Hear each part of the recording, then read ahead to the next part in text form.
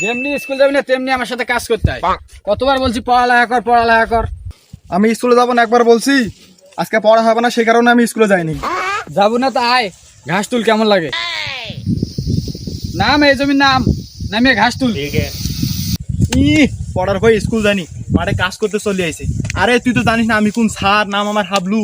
পড়া না পারলে পাশা করে দিও, মাইরে লাল মিলল না রে।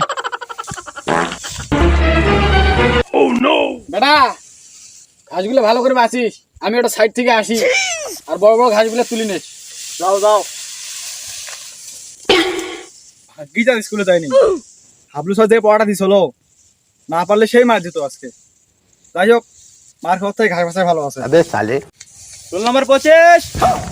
হেই শালা, স্যারের কথা ভাবতে ভাবতে আমি এখানেও আমার রোল নাম্বার ডার কথা শুনতে পাচ্ছি।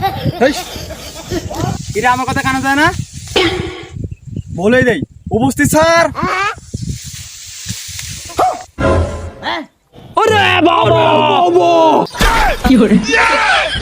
যাই হোক, কালকে যে পড়াটা দিছিলাম সে পড়াটা কি আজকে হবে?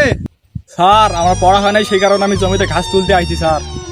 কি হয়েছে, পড়া হবে না? A few moments later.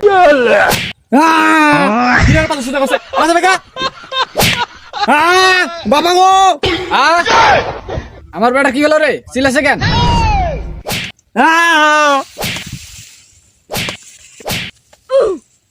এ আপনি আমার ছেলে মারছেন কেন?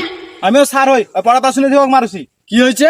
হ্যাঁ, আমার বাপ চলে আসছে, এবার তো বাপ বাটা মিলে মাস্টার গণ ধোলাই দিব। কেমন সওয়াল, পড়া পারে না, লাগান দুই বাড়ি। কি করে